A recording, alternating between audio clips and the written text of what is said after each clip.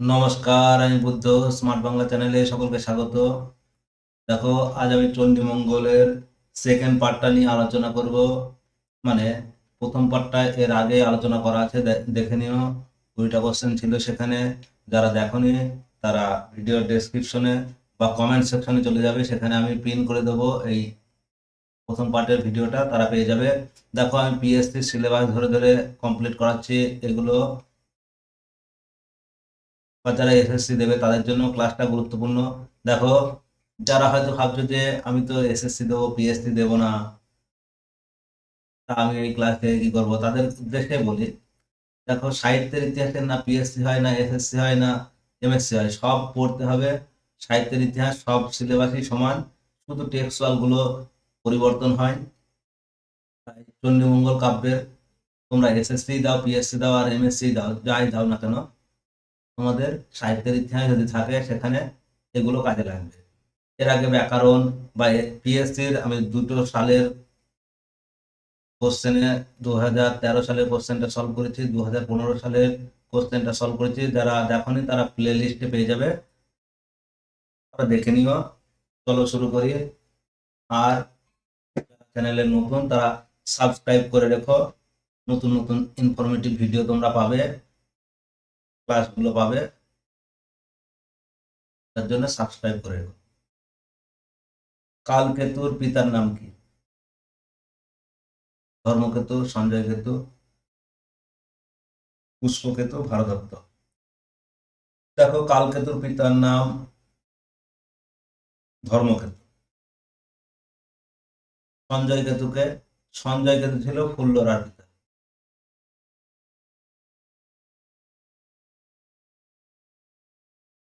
আর পুষ্পকেতু কালকেতুর পুত্র।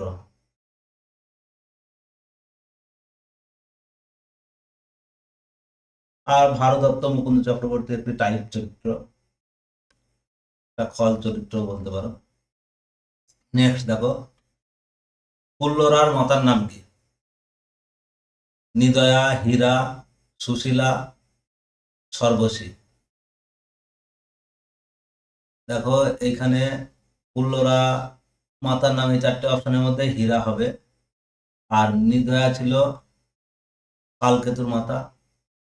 এগুলো দেখো, যদি তোমাদের কাছে কোথাও না থাকে খাতায় নোট করে রেখো।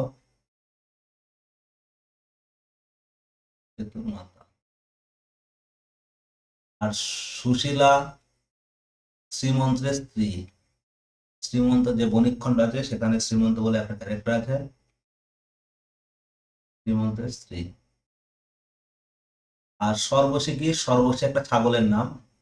ওই ফুল্লরার যে ছাগল হারিয়ে গিয়েছিল, ফুল্লরা তো নয়, ফুল্লরার যে ছাগল হারিয়ে গিয়েছিল তার নাম ছিল সর্বশী। কালকেতু দেবীচণ্ডীর আদেশে কোন নগরের পত্তন করেন? কলিঙ্গনগর, উজানিনগর, বিজয়নগর, না গুজরাটনগর? দেখো, কালকেতু কলিঙ্গ, এই গুজরাট নগরের পত্তন করেন।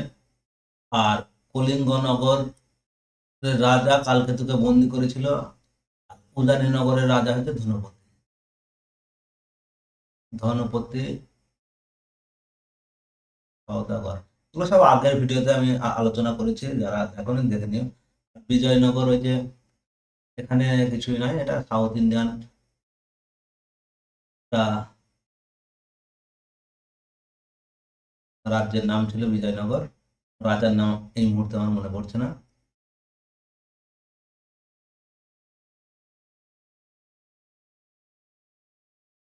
কালকেতু ও ফুল্লরার বিবাহের ঘটক কে ছিলেন? রামাই পণ্ডিত, সোমাই পণ্ডিত, নিরঞ্জন পণ্ডিত, ভারদত্ত। দেখো, কালকেতু ও ফুল্লরার বিবাহের ঘটক ছিলেন সোমাই পণ্ডিত। আর রামাই পণ্ডিত নিরঞ্জনের রুশমার রচয়িতা।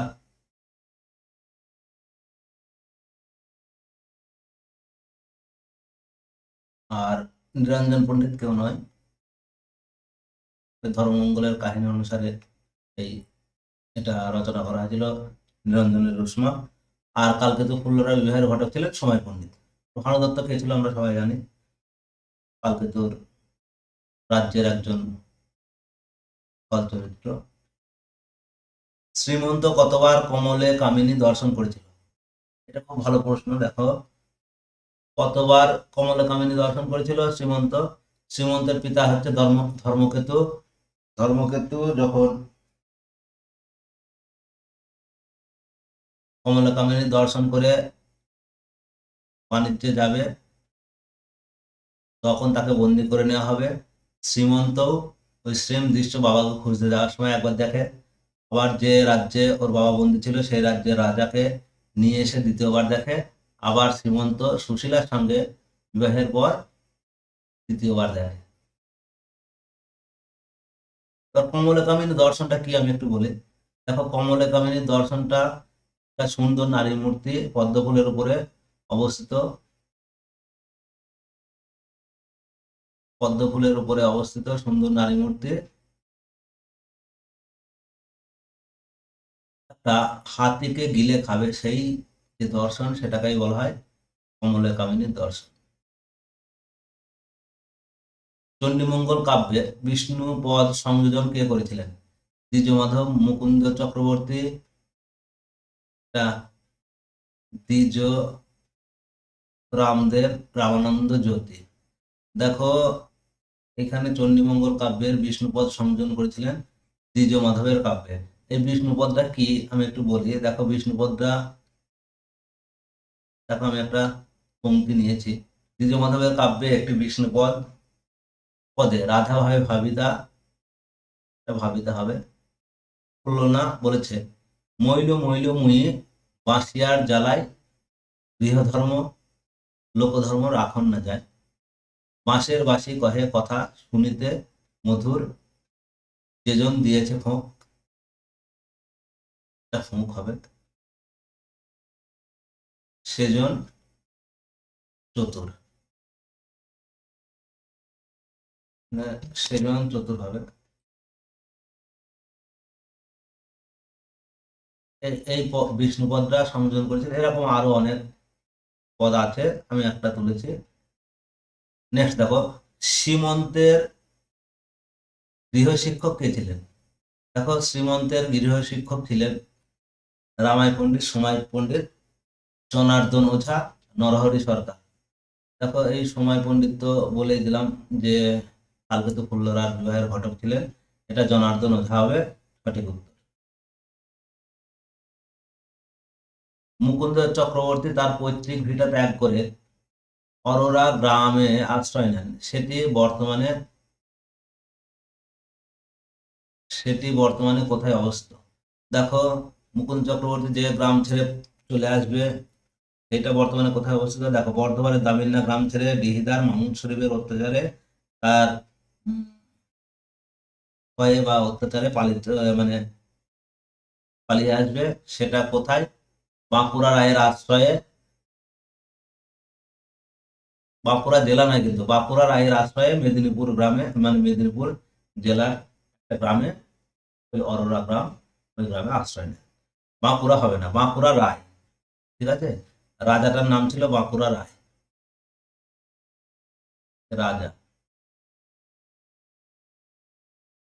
বর্ধমানে জন্মই, পুরুলিয়াতে কিছু নেই।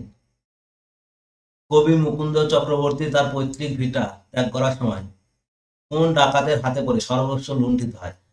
ওই যা নিয়ে এসেছিল সেগুলো সব লুট করে নেয় সোনা রায়, রূপারায়, রূপরায়, ধনপতি, শঙ্খচূড়। দেখো, এটা রূপরায় বলে একজন বিখ্যাত দস্যু ডাকাত, তার সর্বস্ব লুটে নেয়। কবি মুকুন্দ চক্রবর্তী বর্ধমানে কার তালুকে বাস করতেন? দেখো, এটা গোপীনাথ নন্দী, বাঁকুড়া রায়, রঘুনাথ রায়, মাহমুদ শরীফ। যারা উত্তর ভাবছ মাহমুদ শরীফ, তাদের বলে এই মাহমুদ শরীফ উত্তরটা হবে না, কারণ মাহমুদ শরীফ ছিলেন দিহিদার, আর তালুকদার ছিলেন গোপীনাথ নন্দী। এর আন্ডারে এই গোপীনাথ নন্দীর তালুক ছিল, তাই গোপীনাথ নন্দী সঠিক অ্যান্সার হবে। বাঁকুড়া রায় তো আশ্রয় দেবে, রঘুনাথ রায় তার পুত্র, বাঁকুড়া রায়ের পুত্র। তাহলে এইটা কিন্তু একটু কোশ্চেনটা ঘুরিয়ে করা আছে। তোমরা কিন্তু যদি তালুক হয় তাহলে সেটা গোপীনাথ নন্দী হবে, আর যদি ডিহিদার বলে তাহলে সেটা মামুদ শরীফ হবে। দেখো এই ধরনের কোশ্চেন তোমরা অনেক পাবে, আগের কোশ্চেনের গুলোতেও এই ধরনের কোশ্চেন আমি আলোচনা করেছি। তাই তোমাদের একটা কথাই বলবো, তোমরা কমেন্ট তো করোই অবশ্যই, লাইক করো আর সাবস্ক্রাইব করে রেখো, তাহলে এই ধরনের অনেক ভিডিও তোমরা প্রথমেই পেয়ে যাবে। যেগুলো তোমাদের কাছে নতুন মনে হবে সেগুলো নোট করে নেবে। আশা করছি সকলেই সাবস্ক্রাইব করে দিয়েছো। চলো শুরু করি। সাহিত্য বিশারদ মুন্সি আব্দুল করিম কার চণ্ডীমঙ্গল সাহিত্য পরিষদ থেকে প্রকাশ করেন? মুক্তারাম সেন, রামানন্দ জ্যোতি, মুকুন্দরাম চক্রবর্তী, দ্বিজ মাধব। দেখো মুন্সি আব্দুল করিম সাহিত্য বিশারদ, ইনি এই মুক্তারাম সেনের কাব্যটা প্রকাশ করেন সাহিত্য পরিষদ থেকে, চণ্ডীমঙ্গল।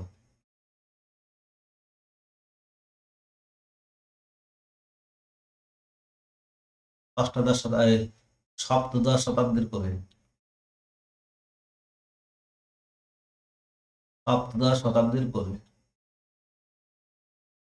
নেক্সট, রামানন্দ জ্যোতির চণ্ডীমঙ্গল কলকাতা বিশ্ববিদ্যালয় থেকে কে প্রকাশ করেন?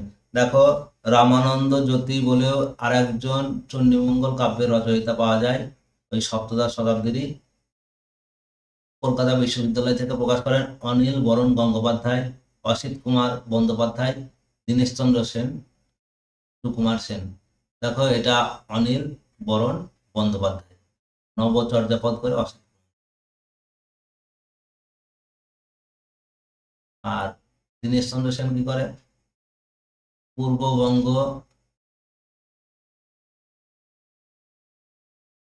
গীতিকা। আর এটা বাংলা সাহিত্যের ইতিহাস লেখেন সুকুমার সেন। নেক্সট দেখো, দুর্বল দাসী টাইপ চরিত্রটি কার সৃষ্টি?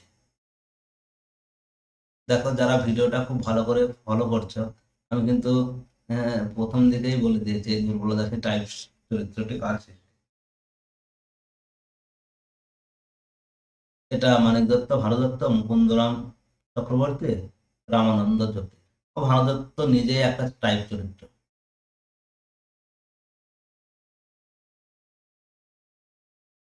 এইটা ব্যাধখণ্ডের একটা টাইপ চরিত্র মুকুন্দরাম চক্রবর্তীর, আর এই দুর্বলা দাসী বণিক খণ্ডের, বণিক খণ্ডের টাইপ চরিত্র। নেক্সট দেখো, মুকুন্দরাম চক্রবর্তীর জন্ম কত সালে হয়? এটা যারা নাইনের যে কলিঙ্গ দেশের ঝড় বৃষ্টি আছে সেখানকার লেখক পরিচিতিতে পেয়ে যাবে, এটা আর আমি আলোচনা করছি না। এটা উত্তরটা বলছি 1547 খ্রিস্টাব্দে, অজ্ঞাত, এটা লেখা আছে অজ্ঞাত। মোটামুটি আনুমানিক এটাই ধরা হয়। মঙ্গলচণ্ডীর গীত, মঙ্গলচণ্ডীর গীত কাব্যটি কার লেখা? মুক্তারাম সেন, রামানন্দ জ্যোতি, জ্যোতি বানানটা এটা হবে মানিক দত্ত, দ্বিজ মাধব। দেখো মঙ্গলচণ্ডীর গীত, এটা দ্বিজ মাধবের কাব্যের নাম।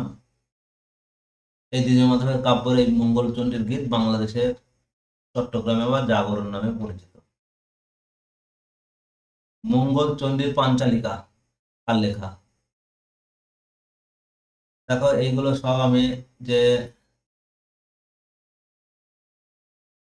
নতুন নতুন বইয়ের নামগুলো এক্সট্রা আমি কিছু ইনফরমেশন পেয়েছি তাই তোমাদের সঙ্গে শেয়ার করছি। এটা ভবানী শঙ্করের লেখা, এটাও চণ্ডীমঙ্গলের,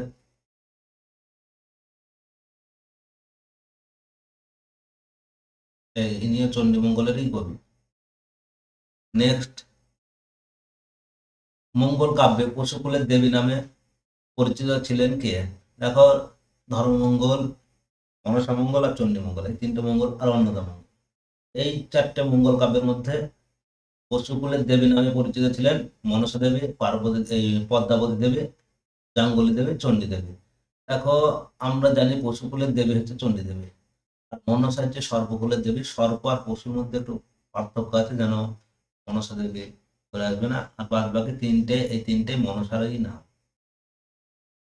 এই পদ্মাবতী জৈনদের, মনসাদের নাম, আর জাঙ্গুলী দেবী ওরাও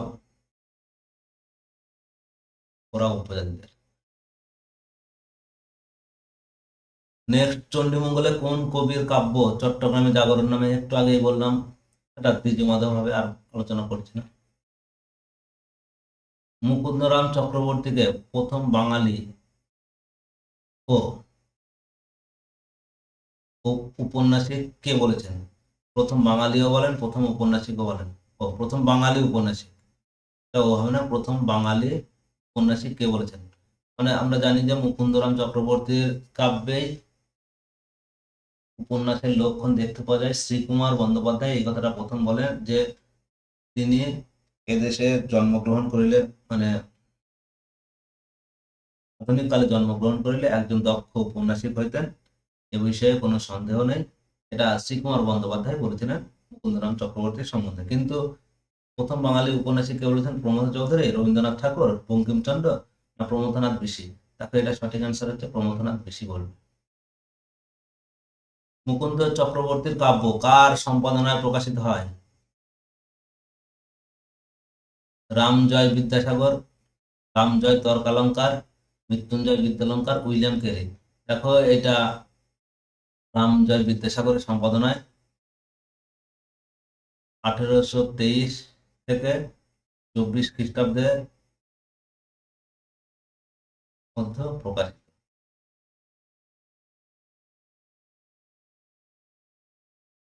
আজ এই 20টা কোশ্চেন আলোচনা করা হলো। নেক্সট আমি ধর্মমঙ্গল কাব্যের থেকে এমসিকিউ এই ধরনের টেস্ট দেব, তাই তোমরা সঙ্গে থাকো, লাইক করো, কমেন্ট করো অবশ্যই, আর সাপোর্ট করো আমাকে সাবস্ক্রাইব করে। তোমাদের সাপোর্টেই আমার ইন্সপিরেশনের কাজ করবে।